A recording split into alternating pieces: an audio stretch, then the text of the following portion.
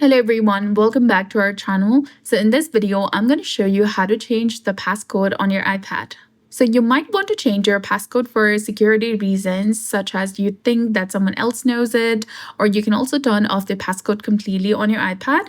While the main focus is changing the passcode, I'll show you how to turn it off. So turning off the passcode makes it easier to access your iPad and you can just swipe up. However, this means that your iPad isn't secure and anyone can access it. So first of all, go ahead and find the settings application and open it.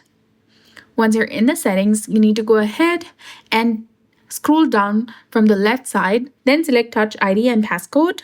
Now enter your current passcode of your iPad. This will take you to the next screen. If you want to turn off the passcode, you will need to delete your fingerprint first.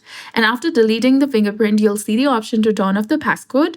Tap on the fingerprint and press on delete. And you can always re-add your fingerprint later with the passcode.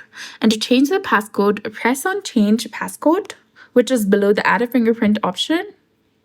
Then enter your current passcode.